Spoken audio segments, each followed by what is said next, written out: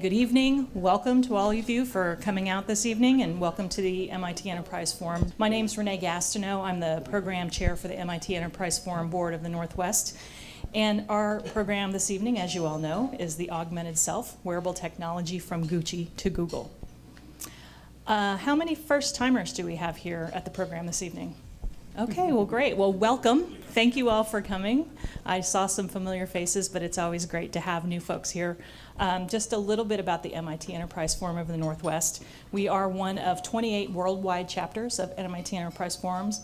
Our parent organization is the MIT Technology Review, which is obviously part of MIT back in Cambridge, Massachusetts. Found out today that MIT Technology Review was founded in 1899. So this is a very long-standing organization that's looked at how technology is impacting society.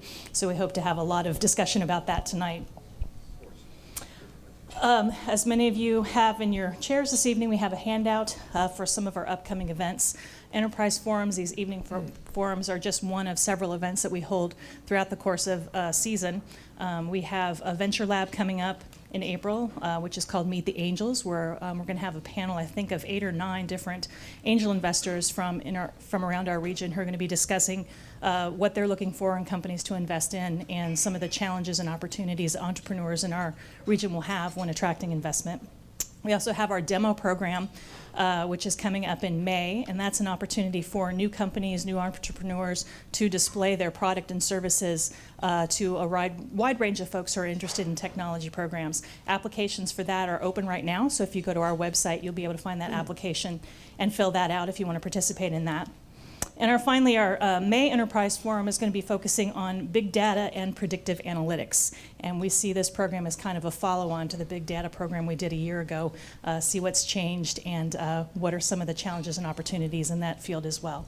But we are an all-volunteer organization, and it takes a wide group of people to be able to pull this off every month. So I would like to thank Jennifer Spaeth, Laura Scott, Hovind Undurzian, Renee Black, Rami Chituri, Michael Day, Thomas Flemig, Aaron Goldstein, Wister Kay, Dennis Croft, Shirley Lundy, Vicky Talaferro, Trina Colby, Marco Zamora, Andy Seibler, Nicholas Ringboard, Ben Prenark, Amy Pendleton, and Timothy Montgomery for all their help in pulling this together.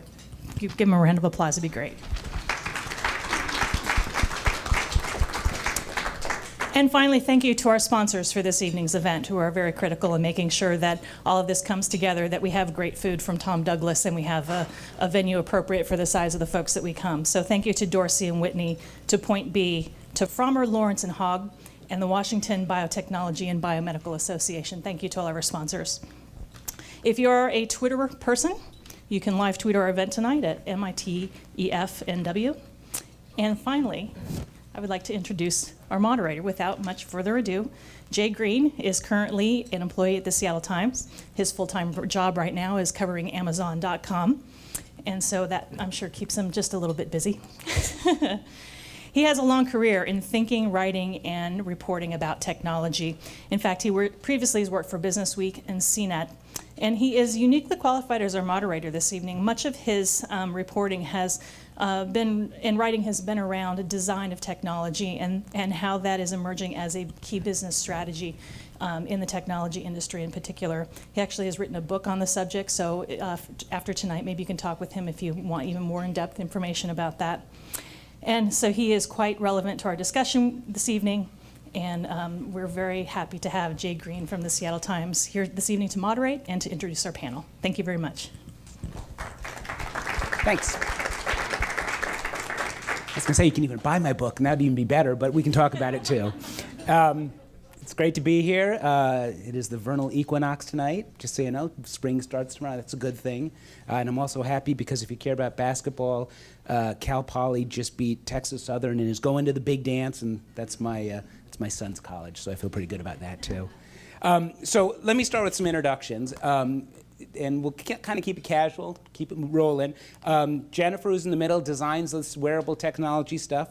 Maurizio here makes it. And Heather at the end uses it. So those are your introductions. Actually, I'm going to ask I'm going to ask each of you to give me sort of the brief reason why you think you're here.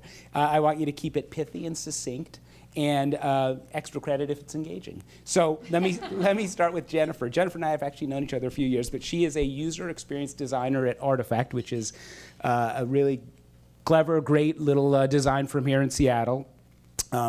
Jennifer also has her own wearable technology studio called Electric Foxy. And so I just want you to start talking about that a little bit, maybe around the question of what you are trying to accomplish as you create wearable technology. Yeah, so I come from a design perspective. I'm a user experience design director at a technology product design firm called Artifact here. And then also, as Jay mentioned, I run a wearable studio as well called Electric Foxy. And I've been designing these experiences that combine hardware and software and services across many different platforms, and have been focused the last 10 years in the wearable space. And from my perspective, what I've been really concentrating on is taking a human-centric approach to solving the wearable experience problem. Where we're seeing some technologies that are searching for a problem, I'm kind of taking the opposite approach. So I'm really looking at people, their context, and what needs they have and what problems they're trying to solve, and stitching together not only wearables but also the data and the software and the services that together holistically can create a totally new way that we experience our technology that improves our lives. Perfect. That's great. All right, so let's go to Maurizio. So you launched a wearable tech company called Heapsalon with two other former Microsofties. You're one as well. Among other things, you're developing a sock that can track steps, cadence, and do some gait analysis for athletes and other folks. All right, so the sensors are, if I'm understanding this right, in the fabric, right? Correct. So without geeking out too heavily, explain all this for us. How does it work? Yeah, so the company has a bold statement, a bold mission, which is we think that the wearable, the garments will become a computer at some point. And so really, we want to make the hardware that compose mostly wearable technology today disappear into the garments. And so what we have started developing, and it will take many years to accomplish that vision, is actually to start embedding sensors directly into the fabric. So the sock that we are developing, it basically contains fabric directly sewn into the sock. So it's a seamless, for lack of better terms, experience where you don't feel anything. You don't have a actual silicone-based or nanotechnology that is attached to your foot, but is actually part of the sock itself. And detect the pressure. So we have 3 pressure points under the plantar area of the foot, and we can detect not only how far and how fast you go, but also how well you're doing steps in a running experience, for example. So runners can go and feel and basically get back data that can tell them how well they're running. And this seems like a solution in search of a problem, but it's actually a real problem because there are 18 million active runners in the US alone, and 70% of them participate in some sort of competition, whether it's half a marathon, a 5K, a marathon, and almost each one of them get injured every year. And mostly it's due to the fact that today they wear very supportive shoes. They might transition to minimalistic shoes. They don't feel anymore the pain that our body was designed to have when you, for example, heel strike a lot. And so, or like when you wear heels. Exactly. And so we can give information that can be used both in real time and post-analysis to say, okay, you are doing a lot that it's not good for you. And so we can give some feedback that is useful. It's not just tracking your activity, but also to give positive feedback. Perfect. All right, so move to Heather. So you're an expert user. Heather, you are a trauma surgeon at Harborview. You also managed to convince Google to let you be one of the early testers for Google Glass, which you happen to be wearing. So walk me through a day of how you use Google Glass at the hospital. Well, I'm going to answer your first question first, which is that I think I'm the glass hole on the panel. You stole my line. I was going to use that later. Sorry.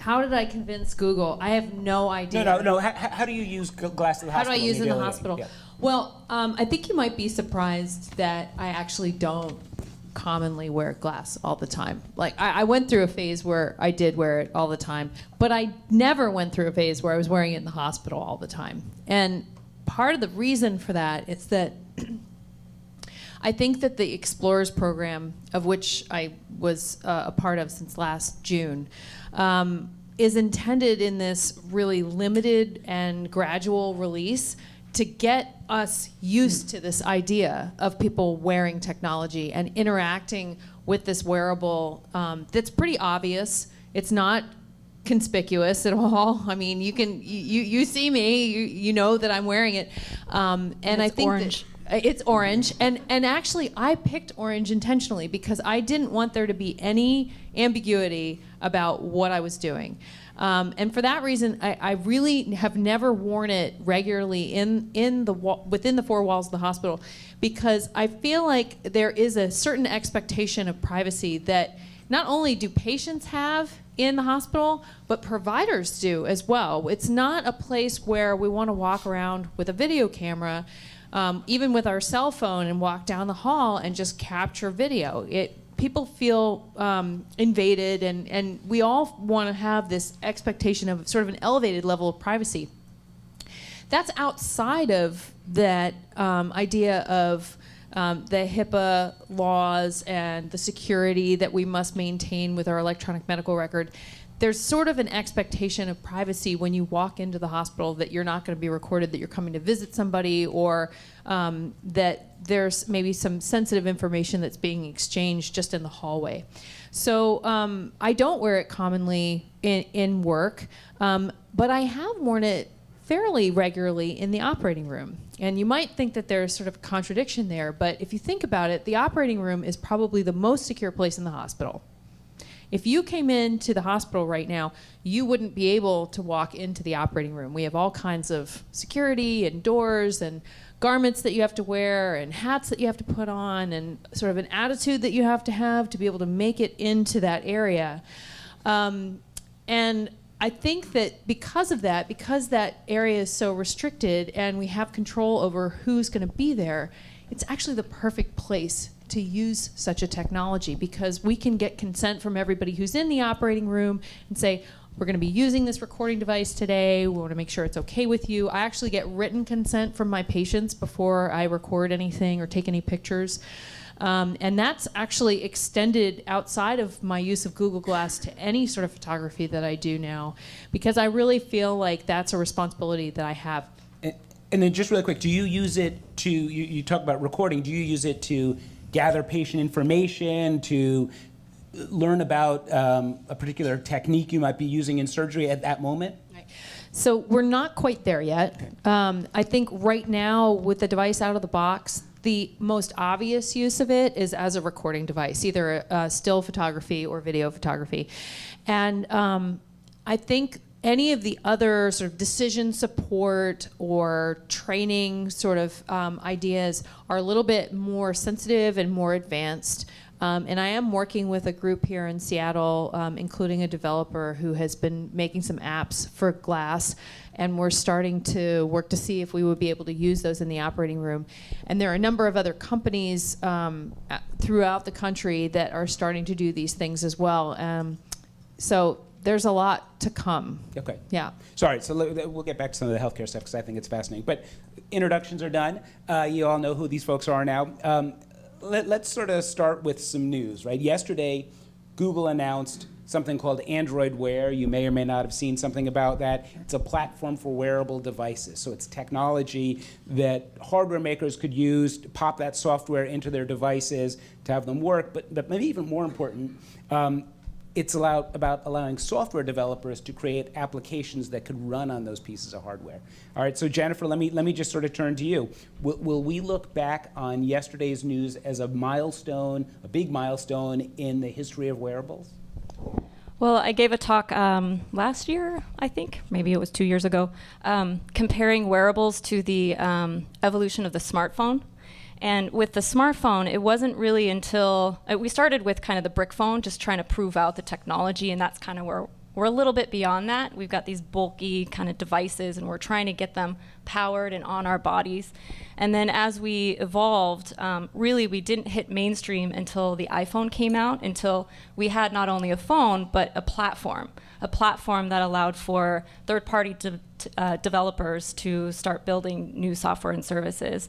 So I think that inevitably is where we're heading with wearables. I think the device is a huge challenge to get that thing wearable and comfortable and get the data accurate.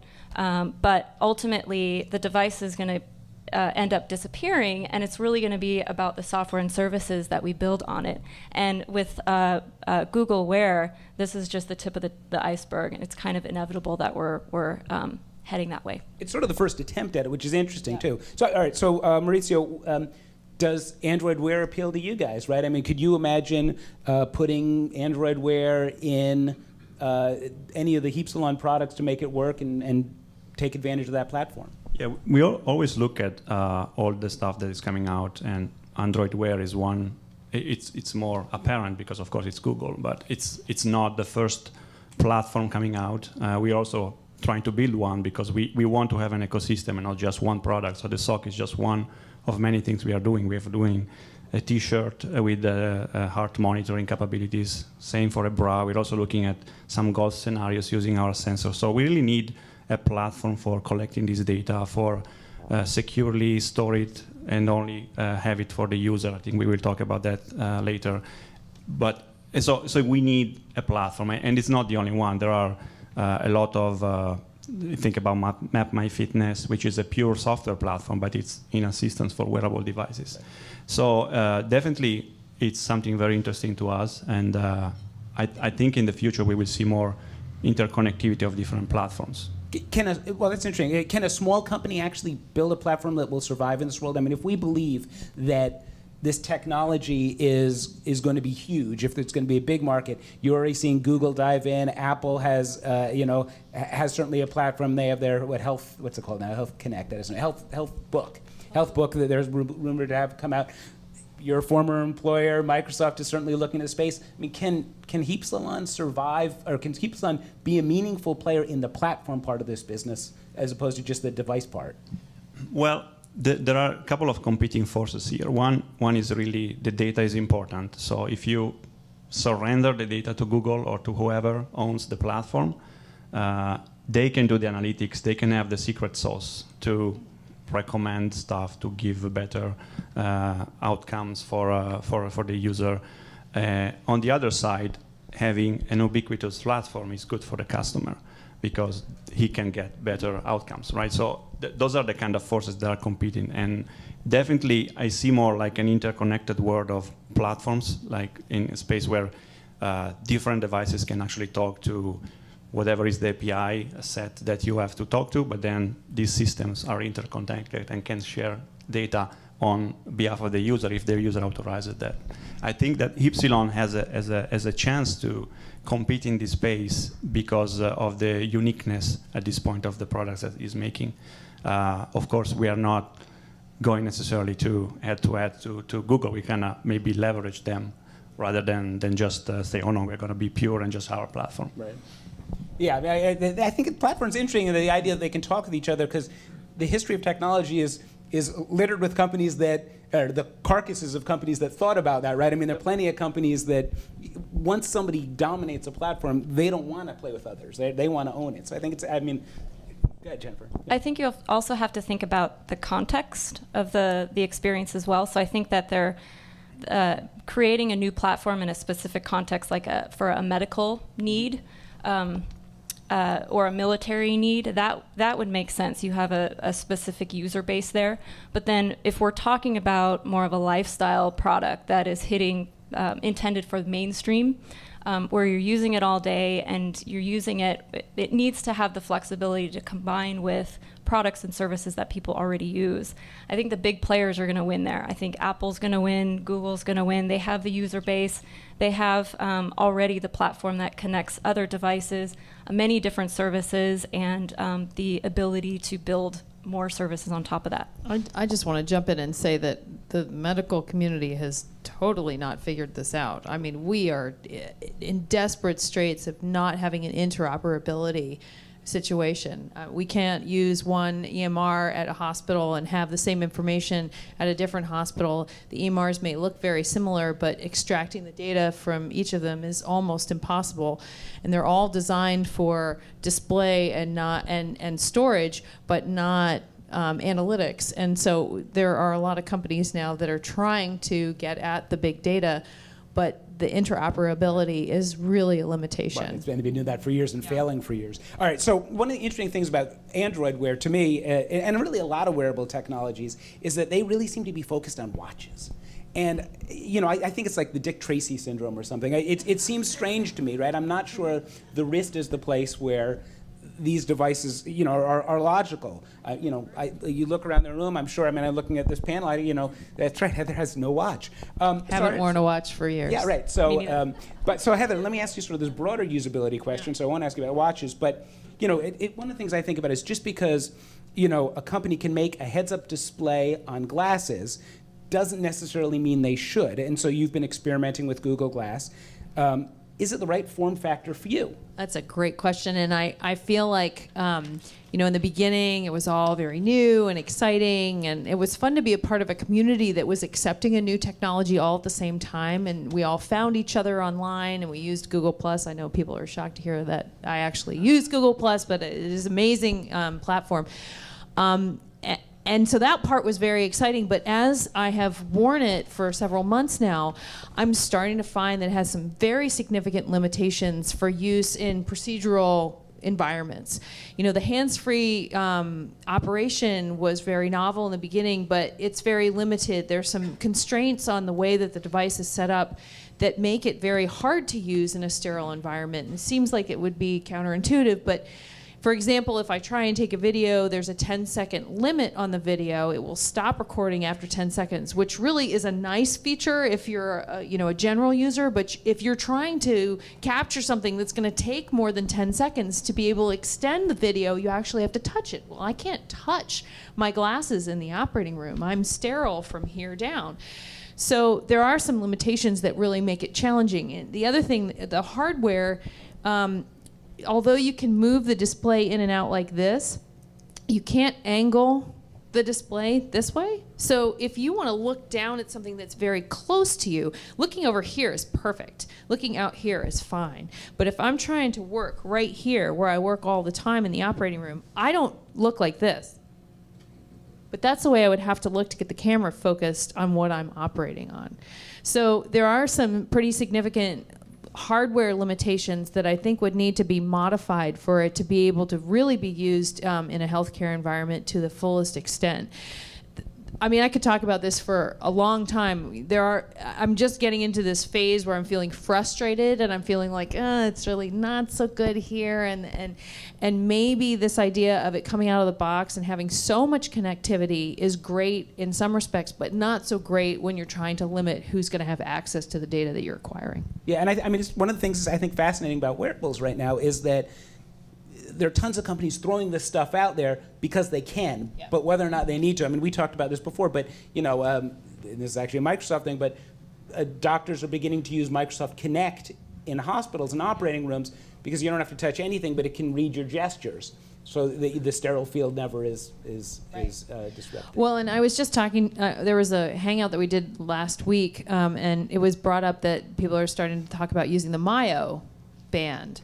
Well, it's totally impractical for a surgeon because we're sterile all the way up to our elbows. So you can't put something on your forearm that can't be sterile in the operating room. So that, gone. Can't use that. The Kinect and some of the other sort of technology that's measuring motions is much more interesting.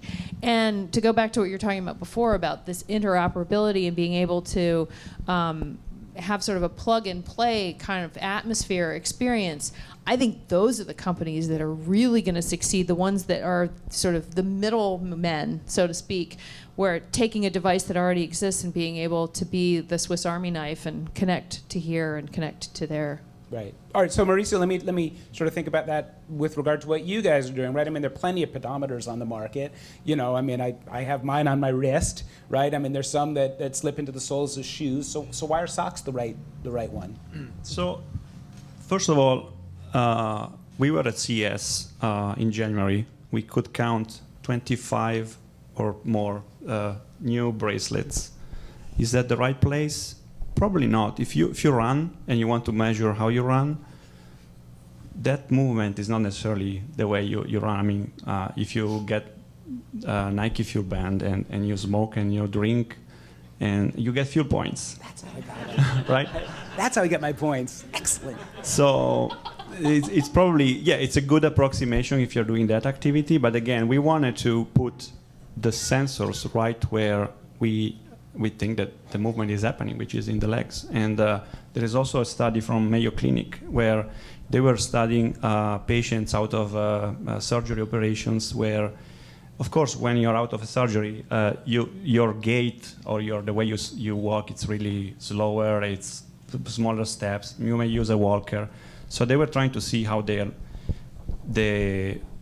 were recovering. And they tried with Fitbit, and they didn't pick up anything. And they ended up tying Fitbit on the leg and measuring the acceleration there, right? So that kind of answered the question. The point is that since we have pressure sensors that are in the fabric, we can really look at not just counting steps, which is kind of the baseline.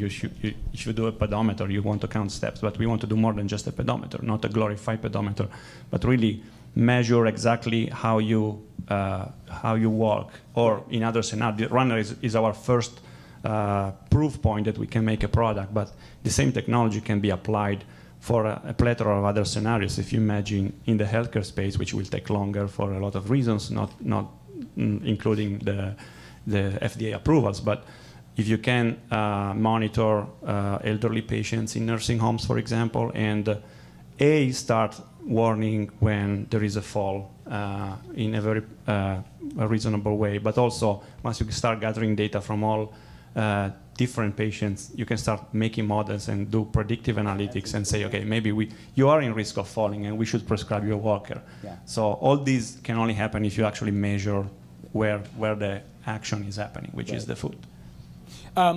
So let me shift a little bit, but in the last several years, technology has focused a lot on fashion, right? I mean, consumers, want a laptop that looks slick when they pull it out at Starbucks, and, they want a phone with some bling, right? So it seems to me that's going to be doubly so for wearables, because they're actually on your body and people are going to be able to look at them all the time. So Jennifer, you focus on this in at Electric Foxy. Do you think companies get it yet? Do you think the wearable companies understand this? I think that the word fashion is starting to come into the vernacular, but I think we have to be really careful how we define that. I actually look at it in terms of beauty, and really, it's really about identifying who the specific audience is and defining beauty for that audience, and whether it's something that you're adding fashion to it, or making it like a timeless, more of a timeless piece, that it ties back to who you're trying to design this for. But ultimately, I think that most devices, I think the industry in general were reacting to these kind of big, bulky, kind of consumer electronic looking things. So we're hiring fashion designers to apply fashion to it, like Pebble Watch, for instance. But not all devices are meant to be outwardly expressive. We're going to see a lot of devices that will be more discreet and more hidden. We just finished a project that is aimed for epileptics, and what we found is that when we're designing these devices, there are a lot of devices out there that are big and bulky, and they provide really great value, but in terms of that specific audience, there's a social stigma to it. They don't want to broadcast that they have this condition. So it's really the beauty for them, or the fashionable aspect for them, is in how discreet and comfortable it can be. Interesting. You mentioned Pebble as a company that actually is working on some of the fashion stuff. Are there other companies that stand out to you as doing fashionable wearables that folks would want to get and show off?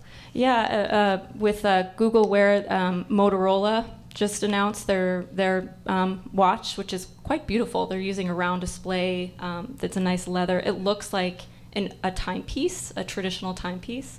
It's beautiful. So I think that there's a lot of the kind of this fashion aspect coming into it, and if they are meant to be worn as a fashion item, they do need to be more expressive and more beautiful. And Heather, do you worry that the orange in your Google Glass will clash with your hospital greens? No, I actually like orange, and I wear a lot of orange, although I'm not wearing orange tonight. I think what's going to happen is that this idea of FDA approval is going to become anachronistic, because our patients are already bringing us this data. I mean, I'm working on a project that has nothing to do with wearables, but has everything to do with mobile apps, and it's designed because of the experience I've had as a surgeon, which is that patients email me these disgusting wound photos all the time. They're figuring out, I mean, the community is figuring out how to get around all of these requirements that we have with the electronic medical record and security and privacy. I think patients are willing to give up a certain level of privacy to get better care. But when it comes down to it, you're bleeding on the street, you don't care if somebody knows whether you have epilepsy or not. You want to get the best care that you can get. So I think we're going to reach a level where the consumer is demanding, the patient is demanding this higher level of service, and all of this, regulation is going to have to bend to that. We're going to have to change the way that we think about that. So the form factor is going to be driven by the consumer, and the consumer is not going to be the health system. Yeah, no, I do think sort of the elephant in the room with wearables is privacy. So let's talk about it, right? And I want to start with you, Heather. So let's sort of do a scenario here. A patient is wheeled into the Harborview emergency room. She's been in a car accident, needs emergency surgery. You are her attending physician. When do you turn on Google Glass? I don't. Ever. I don't ever. I don't wear it in the emergency room. It's too sensitive right now. It's too hard to restrict the use to that single patient at the moment. People are too sensitive to the fact that you're walking around with a camera on your face. Now, having said that, there are a number of people that I know, including trauma surgeons, that are very well versed in telemedicine, which is something that we don't do very well at UW. I'm sorry I'm saying that, but it's true.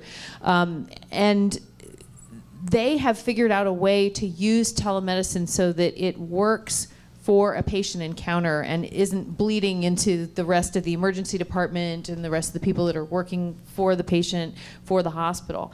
And I think that this is really a hurdle that we all have to overcome. We have to figure out how we can maximize the quality of the patient care that's delivered, because we have to be honest that on any given moment, the best person to take care of the patient may not actually be in the hospital, or they may not be in the emergency department.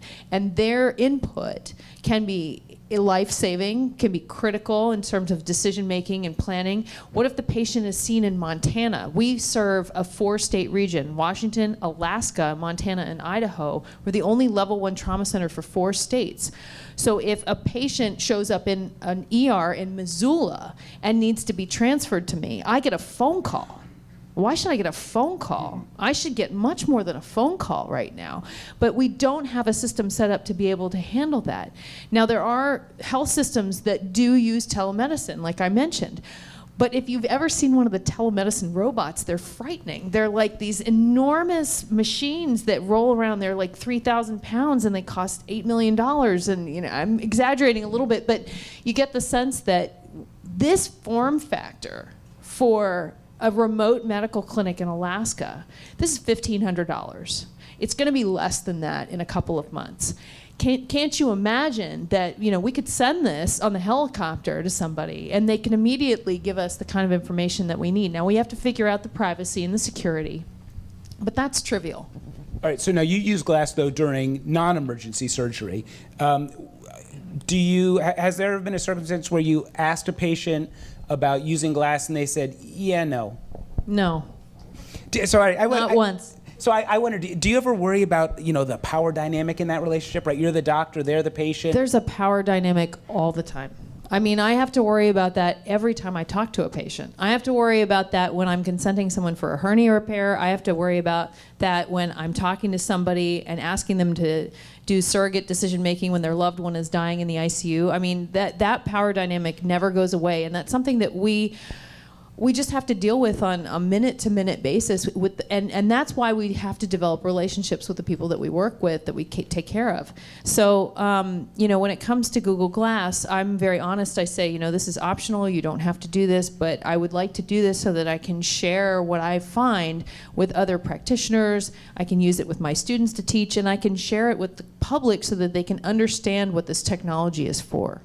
So let me change to a different area of privacy. So Mauricio, the Sensoria sock, when it takes off, you'll start to collect a lot of data about customers. And I'm going to guess heel strike isn't really much of an area that people will care about with regard to data abuse. But fitness levels could be, right? Employers, I could imagine, would care very much about how much their employees are working at, because they got to pay for their health insurance, right? So how does Heapsalon plan to approach the data privacy issue? So what we want to do is basically to keep the user as the owner of the data, which they are. And in doing so, basically, they will be able to share, if they choose so, to Heapsalon for improving the algorithms or other connected systems, like maybe a healthcare system or a Health Vault, for example. It's a great example of connectivity to a HIPAA compliant data store that data store that can hold all your medical records, so would actually feed that data into that, and then they can do whatever they want with it, including showing the employer that they are active, and so they get a better premium for the health insurance. But the goal is really not to sell this data, period. It's just users or property, and they decide when to share with whom to switch to share it. So then let's sort of think more broadly, Jennifer. If you think about these issues of data privacy, right? Do you think concerns about that are holding the industry back in any way? Do you think folks are not using these devices because they fear that stuff? No, I think it's going to be around for a while. I think it's going to be privacy is going to be an ongoing issue, and it's amazing how much information people will share if they opt in. Just look at Facebook, for instance, and look at the types of people. Like if you look at millennials, for instance, they'll share anything on Facebook. So I think this is going to be an ongoing issue. We don't know what the threshold is, how much data needs to be private versus how much data you can share. And I think that it's going to be ongoing. It depends on so many different factors. Right.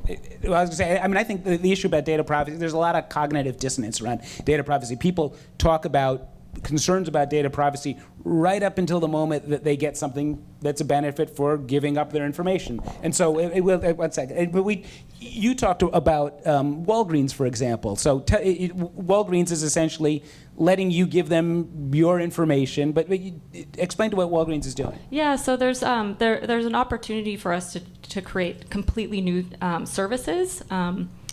Based on these devices. So Walgreens is doing just that, where they're taking existing fitness tracking, like Fitbit and Body Media, and they're using that data to apply to their loyalty program and allowing users or customers to literally earn money that they can spend at Walgreens by exercising.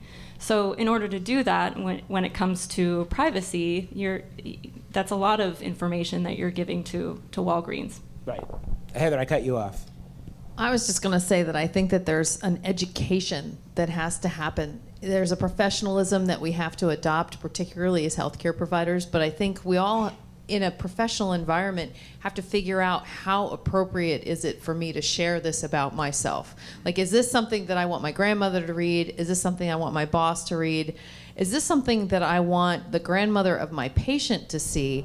I mean, there have been instances where people have been fired for taking pictures of the largest tumor we've ever taken out of someone's body and put that on Facebook. I mean, put that on Facebook, like, it takes your breath away, right? But the generation that's being trained right now, there's a certain segment of them that just doesn't really get that that's a problem. Like, why wouldn't I share that? This is part of my job. This is what I'm doing. This is my life. This is important to me. I'm going to share it with everybody. I'm educating. I'm showing what I do for a living. This is what it is to be a surgeon. And I think that there still are some walls that we need to maintain, but we have to educate people where those boundaries are. And I think that it goes back to this idea of this controlled release of this device. I think was very intentional. We didn't want this massive backlash of a wearable to cause the death of wearables. Oh my God, you're wearing something that's recording me all the time. And can you imagine if everyone in the room had Google Glass on? I'm not sure we're quite ready for that. So there's this gradual education that needs to happen.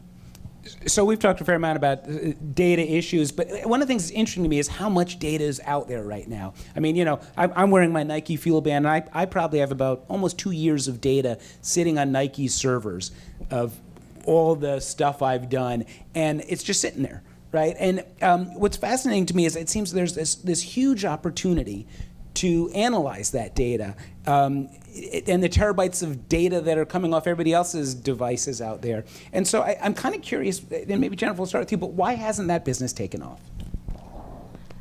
Well, I think there's a huge opportunity there too. We talk about quantified self at Artifact, and we're talking about how we can take not only data from the individual self, but use the collective data. So we're calling quantified us, and find correlations and trends that can help improve a service or whatnot. And I think that those types of things, that's really where the meat is. That's where the opportunity is. And we're going to see, especially with Google Wear and platforms like that, we're going to see that kind of analysis happen, hopefully. I also think there's an interesting area, like in terms of anonymized aggregated data, right? I mean, if you can collect all sorts of information about Seattle runners, and that might say something about our community versus Portland or New York or anywhere else. But go ahead. Do you look at your data? Totally, I do. So actually, I look at so I have a different device for cycling because I'm an enthusiastic cyclist, and it isn't a wearable device, but it is the same idea. It could be a wearable device, but it's actually on my bike. And I do look at it, and I look at it to try and figure out ways to improve my performance. I'm not a hardcore runner, so that's less interesting to me, but I do think there are hardcore runners out there that do that. Well, what could be really cool, even beyond that, is not only to analyze the historical data, but to start making predictions on that and start using other types or other anonymous data to help make those predictions. So, and this, well, and I want to get to Mauricio on this one too, but this kind of then gets back to this, I think one of the first points we're talking about, which is, does it require a common platform to get folks to do this? Because if I'm a software developer and I'm thinking about analyzing some of this data, it's great to analyze it from the Sensoria socks, but really it'd be even better to analyze it from the Sensoria socks, the Nike Fuel Band, the Fitbit, and everything else. But the only way that works is if there's a common platform. I mean, isn't that right? I don't think that's the case. With the APIs, which is basically, sorry if I'm too technical, it's basically the layer that developers use to get the data out or to put the data in the system, right? The path is that the device collects the data through the smartphone and then posts the data into the system, and then can go somewhere else if the systems are interconnected. But even from a developer standpoint, you could build a system that, provided that the user has authorized you to access my Fitbit data and Sensoria data and the Nike Fuel Band or whatever other device, they can do an aggregation locally. The problem is that, as you say, there is a lot of data, right? So making predictive analytics only works if you can analyze the total set of data and start to pivot into slice and dice the data.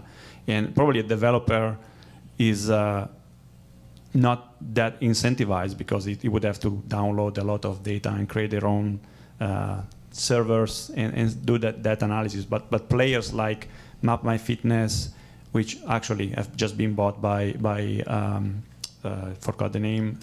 It's a competitor of Adidas, Under Armour, for $150 million. They have a 20 million user base with all sort of fitness data that comes from different devices. And as soon as they were acquired, they became target of a patent suit from Adidas. Sure. So it's really a huge opportunity. That tells a lot about the fact that this data is really valuable and can be monetized in so many ways. So far, we've seen usually the usual analysis of trends, what's going on, more so for the social aspect. But if we can make that data available back to the user as a recommendation, for example, so that becomes valuable, and then the user will be more willing to share across. For example, in our effort to get a platform, not just a product, we could make recommendations on what are the best shoes for you, because if we can collect data of how people is running with different types of shoes and start aggregating that, we could tell, okay, the way you run and the type of goals you have really are similar to this other population, and they best run with these shoes. So it's definitely a huge opportunity. Do you want to say? Oh, I was just going to challenge the platform question. Go for it. I think from the technical standpoint, yes, we can pull in data from multiple devices, but from a consumer standpoint, you still have to buy into all these individual platforms. I have to buy my Nike Fuel. I've got to have an individual battery thing, cord. I've got to have the Nike Plus app. I have my Fitbit. I have a whole other set of tools. I have another thing to plug in. And all of a sudden, I have a drawer full of wires. And my phone has like 10, 15 apps on it just to run it. So I definitely think that we still need a common platform, because from a consumer standpoint, I just want all this data to work, and I want it to work, combine and work in one place. I'm the poster child for adoption of Google after I got this device. I bought an Android phone. I had to get a Gmail account to be able to get Glass. I'd never used Gmail before. I'd never used the Google apps at all, and now I'm completely sold. So I think you have the right device, and you pull people in, you pull them into your environment, but the environment behind this is really what makes it function. Right, and I think that's right, and I think it's clear that Google very much is eyeing this market, right? And I mean, I even would say that the lawsuit that Adidas is filing probably suggests that they recognize the importance of owning this. And as I say, the history of technology is the story of people creating one platform that they try and get others to build on top of. So, I mean, I think it's interesting. It'll be very interesting to see where it goes. All right, so sort of shifting a little on this one, but so many of the devices seem to be focused on health and fitness.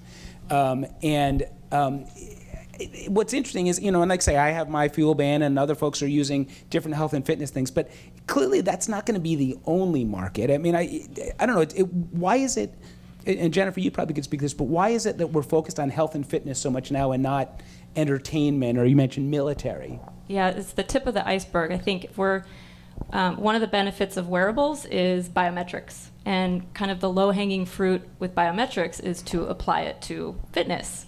But I think that we're just starting.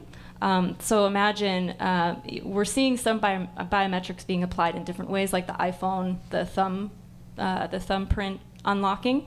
So imagine if you took biometrics and applied it to a totally new service like retail, and you created services based on biometric that allowed you to unlock secure services and create a completely new retail experience. So I think once we get these things built and proven, we have a huge opportunity to think beyond health and fitness into completely different domains.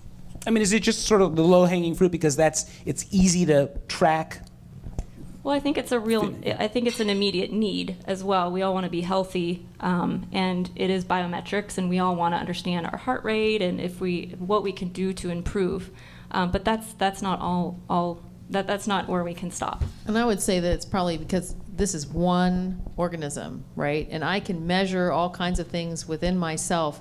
But the minute that you try and create a retail experience, like you're talking about platforms and credit cards and banking and security that goes well beyond one person, right? And I think that it is low-hanging fruit because you don't have that massive, like, dealing with an infrastructure and structure that already exists that you would have to upgrade, and the economics of that is overwhelming. Right, and there's a whole topic around the Internet of Everything. And I think that wearables, we're categorizing that as our own thing, but I think wearables and the Internet of Everything were on a collision course. And really it's going to be about all these different devices, not only measuring your biometrics, but also environmental data, like Google buying Nest, for instance. What if you could walk into your house and it knows that you had a stressful day, so your house will turn down the lights and pour a glass of wine for you? Excellent. I'm waiting for that. That's right. I want that. I'm moving to your house. That's awesome. Yeah, and also just to complete on that, you were mentioning military. We've been working with some projects, just exploring. They are working on that as well. Of course, military has a higher bar, and so they have like 3 years, 5 years plans, but they're definitely working on that as well. So can you tell me what you're doing with, I mean, in even a general sense, what you're doing with the military? We're just exploring potential partnerships, but again, they're very slow moving, and so nothing still... He could tell you, but then he'd have to kill you. Exactly. Good thing we have a trauma surgeon NSA here. will know. That's right. They already know. Don't worry. I wonder some about the legal implications of wearables, because I think it's kind of interesting. I mean, if you wear a Garmin GPS watch, for example, and you're cycling along the Burke-Gilman Trail and you're going way too fast and you hit somebody, they can find that information, right? I mean, it's sort of an invasion of your own privacy in some sense. I'm curious about, we talked a little bit about this once before, but Heather, I got to believe there are some legal concerns about using Google Glass in the operating room, right? I mean, is video of your surgery discoverable? Yeah, I don't think that's been decided yet. So far, I believe we've been able to protect video that's been captured in the operating room under quality improvement laws. But I think that's going to have to change because, I envision that where this is going to be in 5-10 years is that we're going to be using video recording of skills to demonstrate that you have the ability to do a certain procedure. It's going to be part of our certification process. I mean, it's just going to have to happen. Right now, all of it is either by standardized testing or by operative logs that are voluntarily submitted by surgeons. And you have to have some documentation that you've been working in a place, and you have to have some letters of recommendation, but it seems quite subjective. Something objective like your performance on a video of how you've been operating would seem to be a reasonable measure of what your skill level is and whether you're able to do the job that you say that you do. In the New England Journal of Medicine, about 3 or 4 months ago, there was a really interesting paper that came out of Michigan. The Bariatric Surgery Collaborative did a study where they asked bariatric surgeons, these are surgeons doing weight loss surgery, laparoscopic gastric bypass.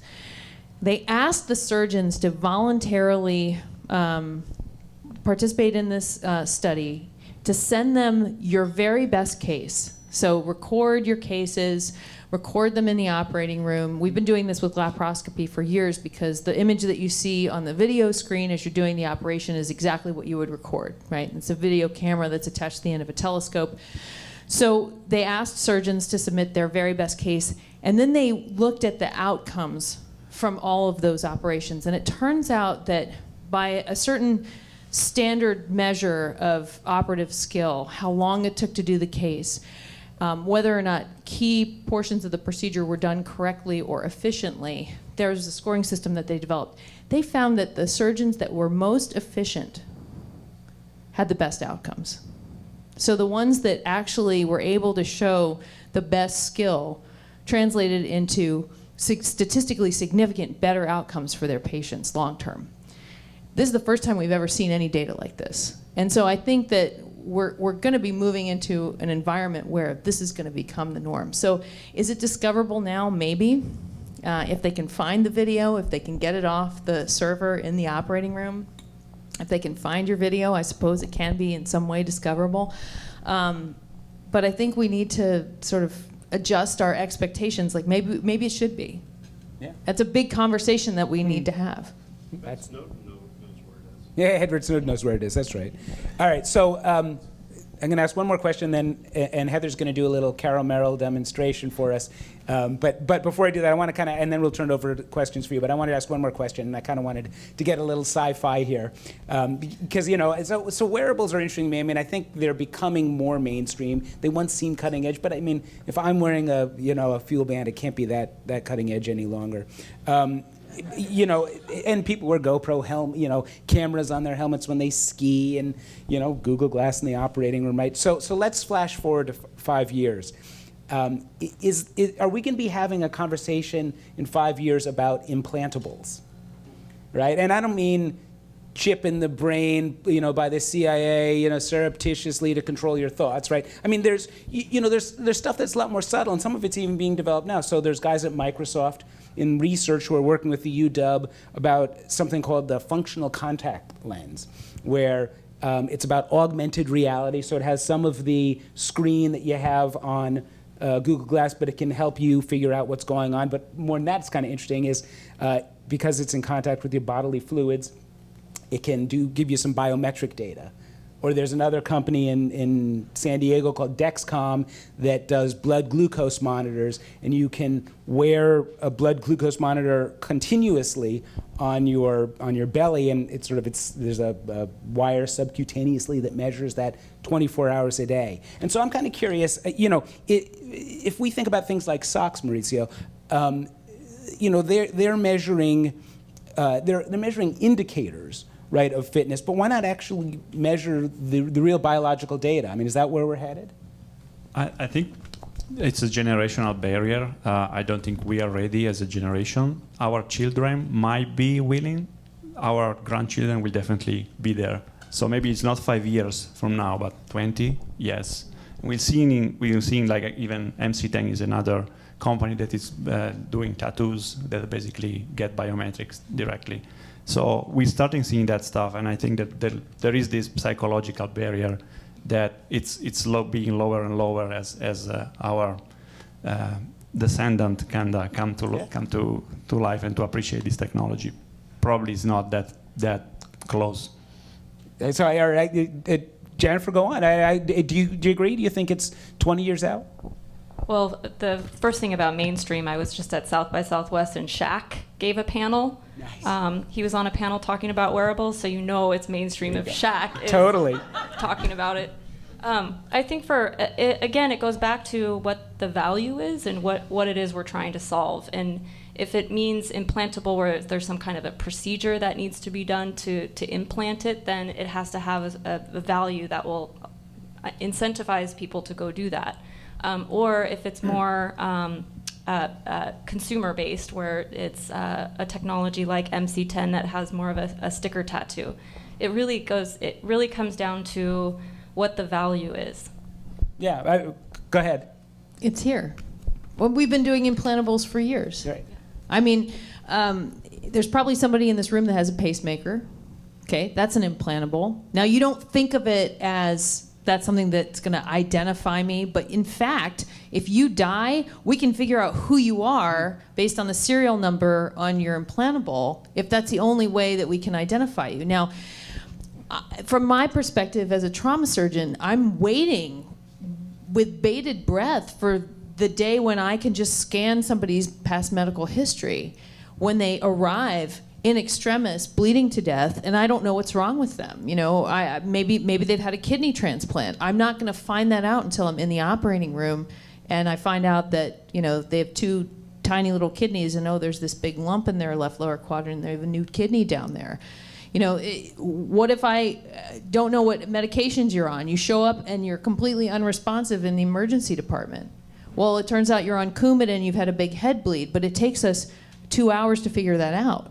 So wouldn't it be amazing if the medics were the ones to be able to tell us, well, this guy's on Coumadin, he fell, and it looks like he's got a head bleed.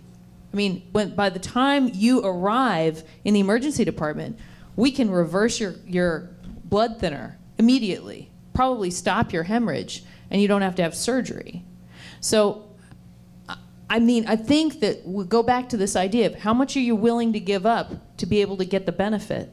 The healthcare industry already understands the value of implantables. Now, they may be serial numbers on an implantable, titanium rod or hip or some other thing that you don't really think of as a wearable, but these are devices. Right. I mean, and what's interesting is if some of these actually have sensors and can transmit data, that's when, Ray Kurzweil has this, I think, far out thing that may be 20 years or more, but he talks about nanobots, right, which you can stick into your bloodstream and they can monitor. I don't think it's 20 years away. Really? Interesting. All right, I'm going to let you set up, and I'm going to add, and we'll vamp while you set up for your demo.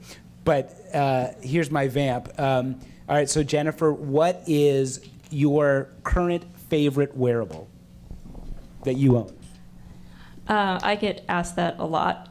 Last year it would have been a very different answer, but right now it's none of them. It's kind of a cop-out, but I would say that an equivalent product is Nest. So what I would like to see is a wearable that does what Nest is doing for the home, and we're not quite there yet. We're seeing some concepts, but we haven't really seen companies deliver on that promise quite When you yet. say a wearable for what Nest is doing at home, do you mean monitoring the body functions? Right. Wouldn't you need an implantable for that? Not necessarily, Okay. although that sounded like a great idea. Yeah. All right. And then Maurizio, outside of a product you I have a guys conflict make? of interest. Yeah, I was going to say, outside of a product you guys make, is there one that you really sort of admire? Well, I don't have any wearable devices, interesting enough. Really because, to Jennifer's point, we want to do products that fits a need. And so I'm looking forward to actually change the sock that now it's for runner to be applied to soccer, which is my favorite sport. And so that. And he's playing a game tonight, so he's going to race out of here, by the way. What about socks for people with diabetes? Yeah, that's a great point. Again, we think that this technology that we are developing is also very promising for diabetes, for diabetic ulcers, because as you might know, when you get diabetes, you might be affected by peripheral neuropathy, which is basically it's a disease associated with diabetes that makes you don't feel your feet. So little bruises, little scars can degenerate into ulcers. So we think we can help in that space, and we are actually actively working with some wound care facilities and companies to explore this scenario. All right, so I'm guessing Heather is set up. I'm ready. Go for it. Show us Google Glass. Okay, I'm going to show you a video or two before I demo Glass. This is not for. You won't be too squeamish. This is not. There's no blood. This is just one of the first videos that I took in the operating room, and the hands that you see right here are actually the hands of the resident that's working with me, and I'm describing what we're doing at the very end of the case. This is just a very brief video here. Hopefully it'll work. Oh no.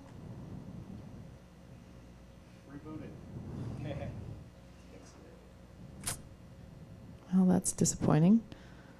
Let's try again. Of course, it worked about an hour ago. Let's see if I can show you this one. This is a case that one of the neurosurgery chief residents recorded. So that's somebody's head.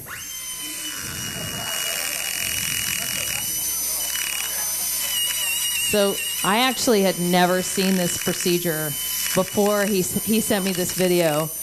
This is a burr hole. This is what you do when someone has a subdural hematoma and you need to relieve the pressure around the brain. There's no blood. That's all you're going to see. It's just like a dentist drill. This, by the way, is the first panel I've ever been on where I've seen a really special sutures. And this is the end of a hernia repair. After placing the mesh on the inside, one of these special sutures went through the mesh as well. All right, go ahead. So that's just 10 seconds of an operation. You know, is that valuable to you? Probably not. Is that valuable to me? Very much so, because now I have a 10-second video record of the end of that operation. I know exactly what I did. I know what materials I used. I think in the future, we're not going to be dictating our operative notes. We're going to be putting them in with video. I'll just show you one other video. This is something that we put together. Sorry. This is something that we put together about a week ago. This is an example of showing people how to do something in medicine and disseminating a standard operating procedure to others by just creating a brief video of how to do something. Why is this novel? We're showing you from the first person perspective how we're doing this. Now, this is just a very simple procedure that we're demonstrating on someone who's a volunteer. We're showing how to immobilize someone's pelvis just with a sheet. This is a very low-tech maneuver. We've been doing it at Harborview for over 25 years probably, maybe even longer. But it's something that some of our outlying hospitals don't know how to do. They're using proprietary SAM sling belts that are created that they have to purchase. This is a zero cost to that hospital. They already have the sheet. They already have the clamps. Very easy for us to do. So this is something that they weren't doing. We're going to disseminate this on the internet. Who made this video? 3 of us. We are all surgeons. None of us have ever used video editing equipment before. It was so easy. So this is the next generation of how to disseminate information. So easy that anybody can do it, including a dumb surgeon.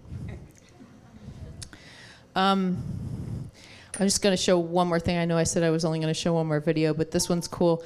This is a video that I did with one of my residents, and we were just trying to show proof of concept that we could do a live video conference with Google Glass. So this is a live hangout, and what you're going to see is my resident is not operating on a patient. This is a simulator, and he's got an ultrasound machine right in front of him, and you're going to be able to see exactly what he sees from his eyes. Hi, Dr. Evans. It's Andy Mesher. Oh, hi, Andy. What's going on? I was hoping that you could help me out. We're about to get started with a central line. I know you know that I've done a number of these before, but I could use some help with the ultrasound. Oh, sure. I'd be happy to watch you do this. So we have our patients all So I'm going to skip forward a little bit and show you that. Well, just want to make sure you have. So he's looking at this video screen up here on the top. And what he's seeing is the blood vessels in the neck. This is just a simulation, but this is exactly what it looks like when you do it in real life. So what we were able to prove here is that we were able to have this live video call. We're just doing telementoring here. And it was really easy to set up. Now, the technical limitations and the privacy are standing in our way right now. But this is proof of concept that this is going to happen. Okay, so I promised I was going to do a little demo.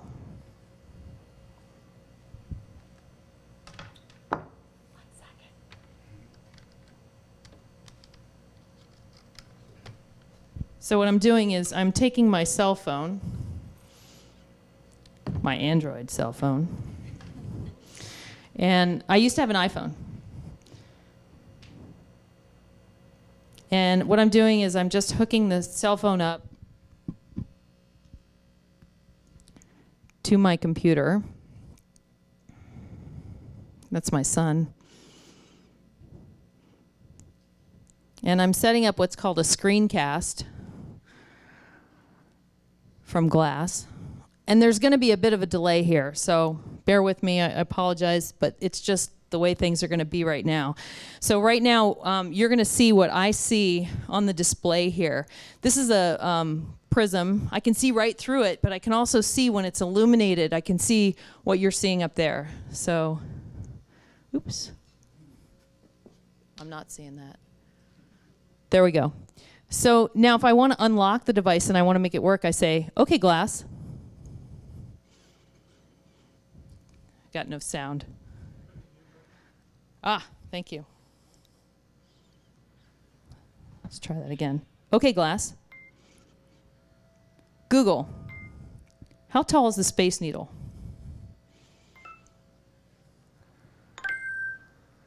The Space Needle is 605 feet tall.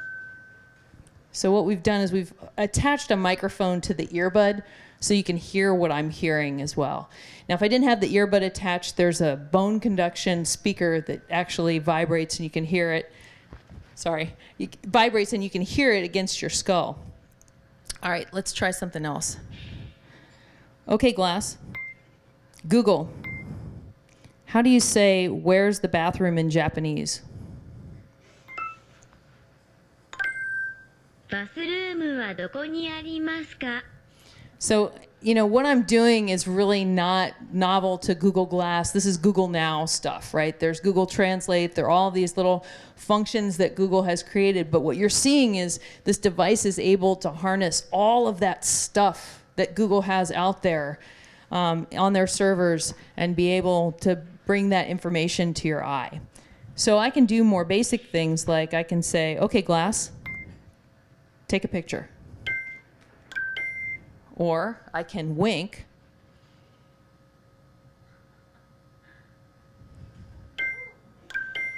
And it will do the same thing. In the operating room, a wink function is obviously more helpful than having to hit a shutter. So there are actually 3 ways that I can take a picture. I can tell it to take a picture. I can wink and it takes a picture. I can squeeze the shutter and it will take a picture. So the device has a lot of options, and the developers that are working with Glass right now are taking advantage of all these different things. I'd be happy to show you personally if you want to see the device, if you want to try it on. I'm happy to let people try it. Or if you have any other questions, I'm happy to answer them. All right, so we'll take the stage again, everybody, and first of all, thank the panelists, please.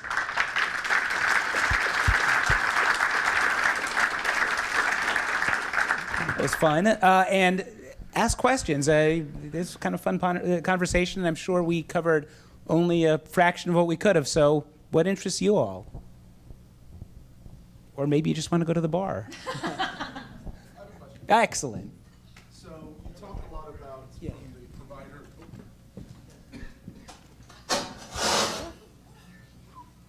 So you talked a lot about the information being brought in a critical situation to a patient unresponsive.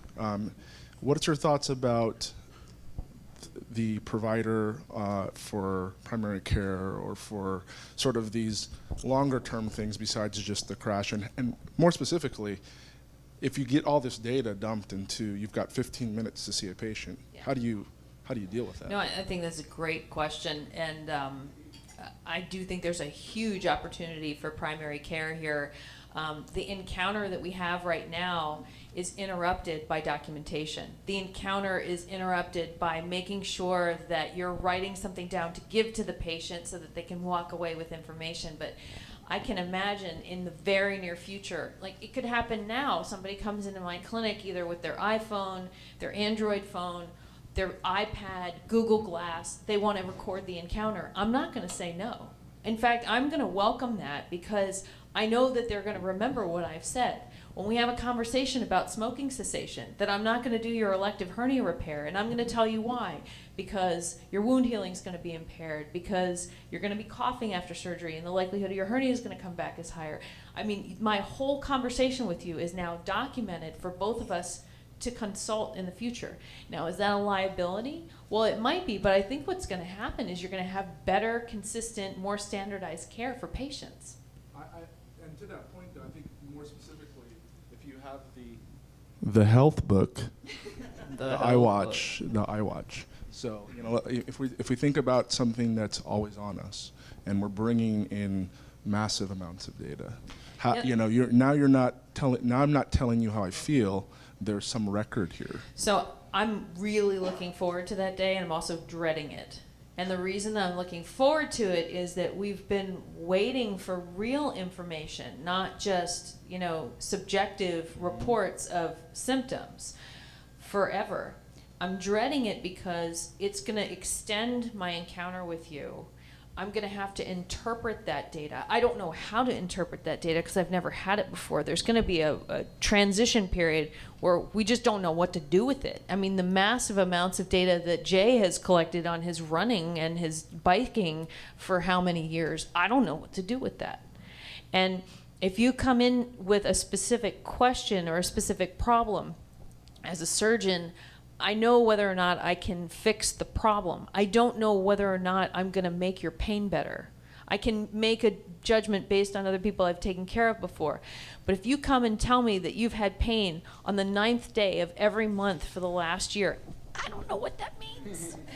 I have no idea. So it's going to take us some time to really get used to how to interpret that stuff. And big data analysis is going to be only one important element of that. Are we going to become less relevant?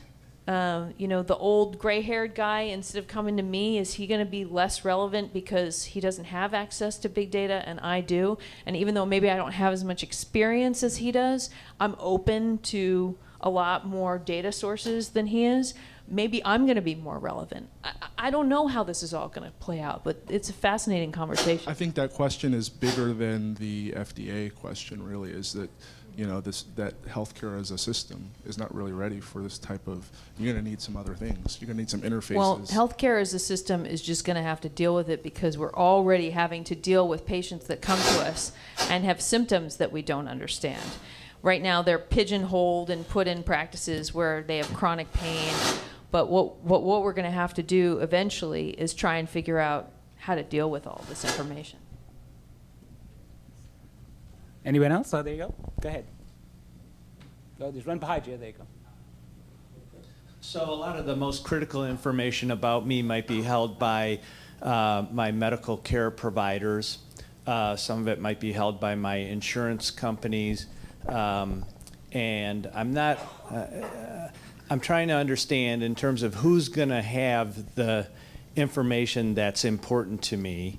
I mean, healthcare provider, I might pay them a service and they collect a bunch of information as was being discussed. They might collect it and pre-process it so when I go in, if I have a problem, the doctor right away can figure out what's wrong with me.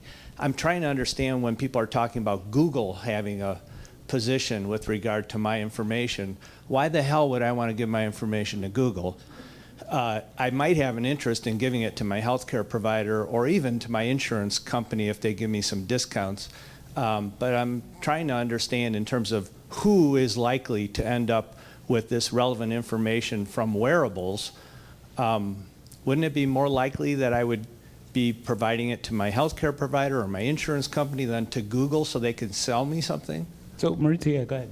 Well, Google definitely would want to sell you something, so that insurance company, right? So it's in one case it's a contextual ad or it's a service that tie you into Google.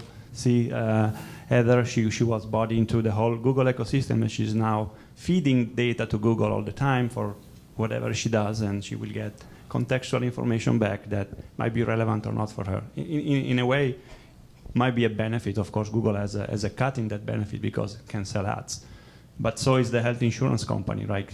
They get their data so they can increase your premium or deny coverage or whatever, right? So it's really remove Google and put another name, whether it's Microsoft or not. It's the same thing. In the end, it's a company trying to do some business. So really, if we can make the user really the owner of the data all the time. But that's the challenge of these multiple platforms. But the company that collects the data is going to be the one, the company that has the device is going to be the one that collects the data, no? I mean, the reason why Google is collecting that data, I think, is because they have Google Glass in this case. And the reason why Hypsilon will collect data is because people are going to buy your sock, and then you may choose to open it up and sell it to somebody else or partner with them or allow them to do data analytics on it. But I would think the reason why you would provide data to whatever company out there that isn't your health insurer is because you have a device that is made by that company. I mean, I think the problem is also that at the end, when you say, do you want to authorize X to see your data? And there is the terms and conditions. It's just going to be a long legal document with all the caveats that's gonna screw you in some way. I Agree. And you check, and you accept, and then you're done, right? I have a question for the audience. How many of you have a family member who has cancer or has been treated for cancer? So how much would you be willing to give up if you knew that you wouldn't get that same cancer? A lot. I mean, I really think that that's what it comes down to, is that if we crowdsource our own selves, if we give our genetic information to a database that is then analyzed by a third party, and we are able to have analytics and predictive data that's going to tell us if you do these certain things, if you eat these certain foods, if you avoid these certain places, if you perform these kinds of exercises, if you're this kind of person, if you put yourself in these positions, you're going to avoid certain genetic diseases.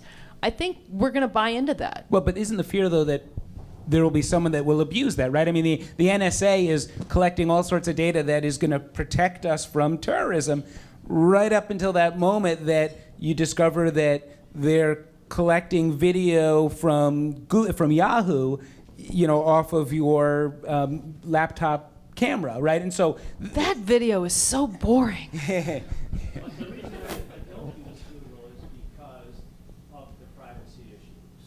I was like you. But see, so to me, that's why I don't buy their devices. So it's a reason not to buy their product. Gee, I was going to say, good luck with just about any other tech company that has, I mean, you could live in a cave. Well, if I want, you were talking about the genome. If I want my genome, I pay for it, right? It's my information when I've obtained it from the people who unscramble it for $1,000 apparently. Yeah, but they're going to have a copy of it too. Go ahead. Not now. So isn't there a fundamental distinction, though, between these wearable devices on the one hand, like the sock? I'm not worried your sock is really taking a picture of me.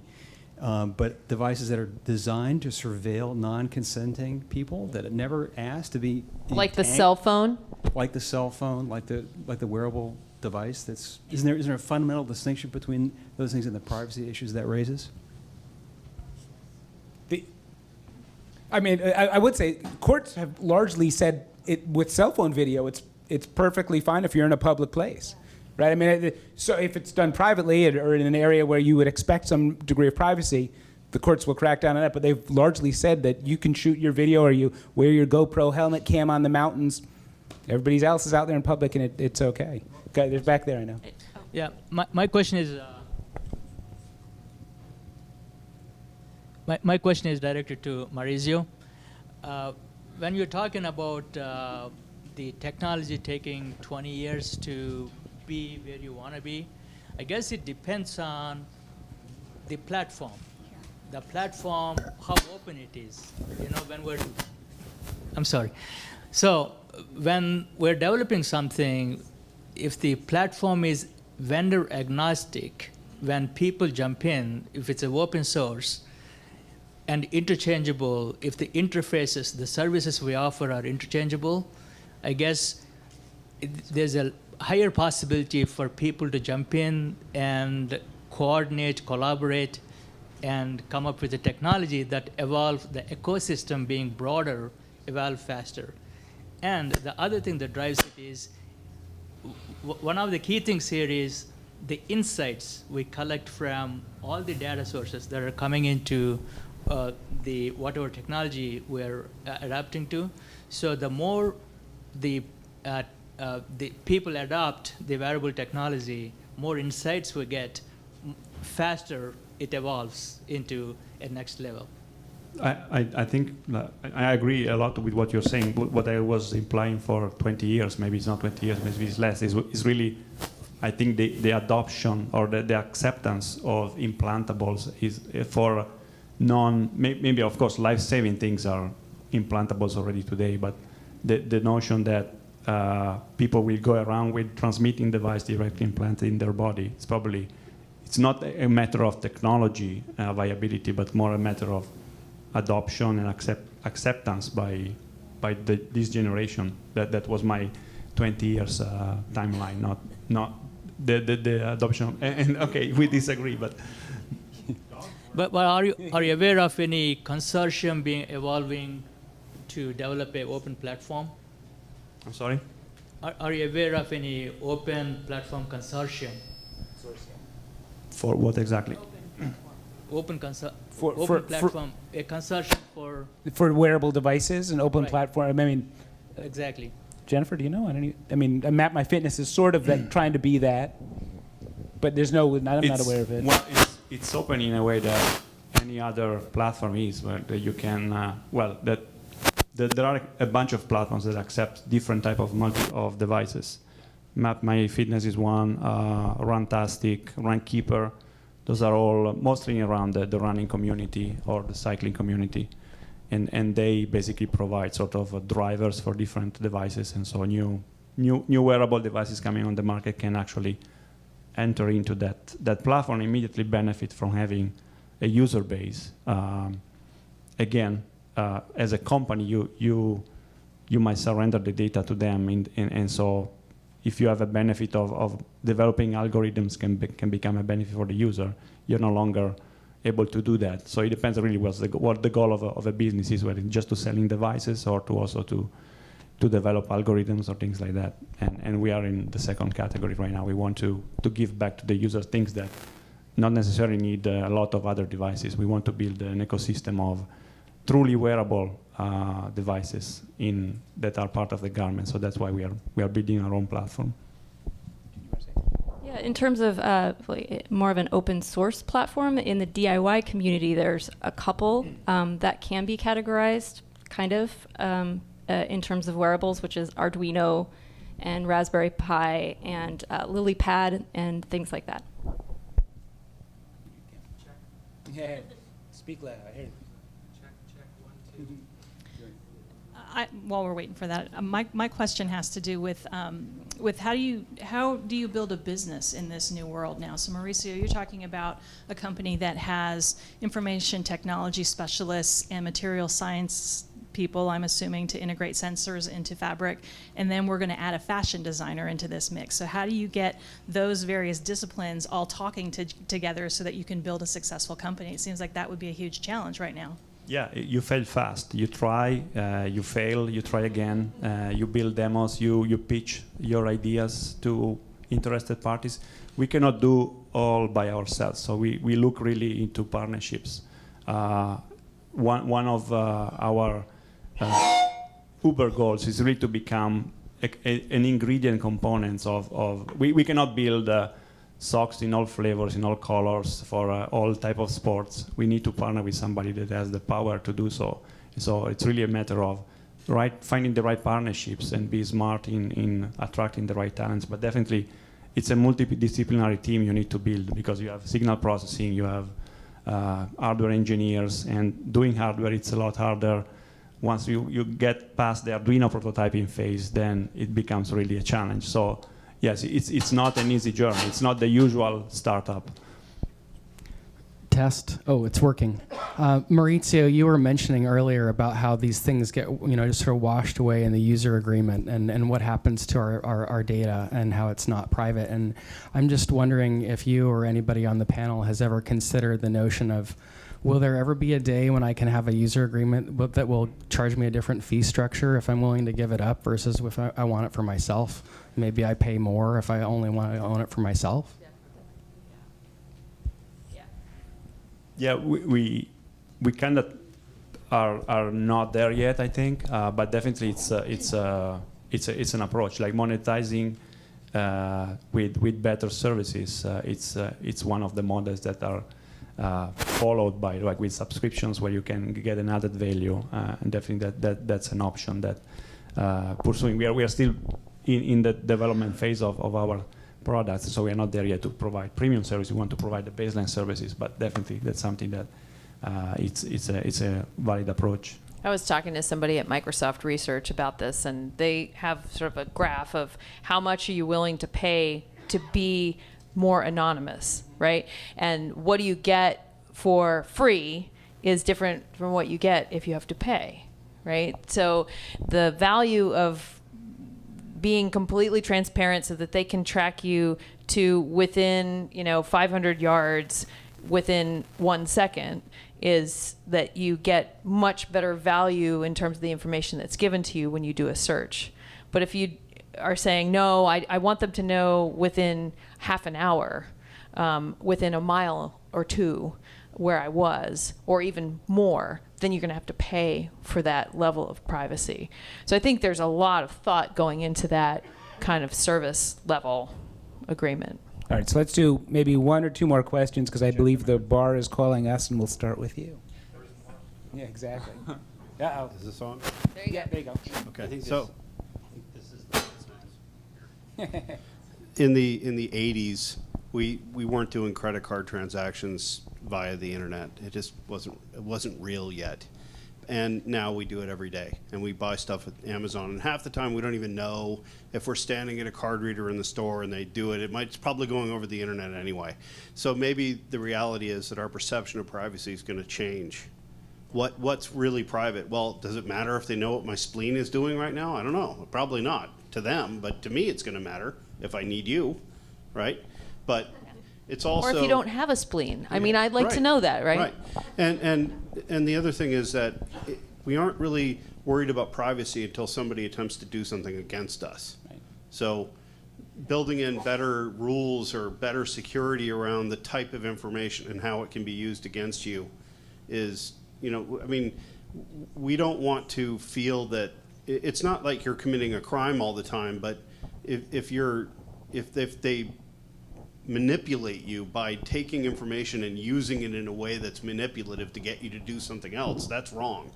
And maybe that needs to be focused on. And then we'd be more free to give up certain kinds of information and not even worry about it. Right, but what if your insurer wants to know about that spleen issue because guess what? Maybe they want to jack up your rates if they know that you're in poor health. Or your employer maybe doesn't want to hire you because you might actually have a bunch of sick days next year. Well, there's the pre-existing condition attack on that, right? I mean, that's what that's for. So, yeah, and I hear you, and I think, but the reality is that we're human, and all of us have some level of problem.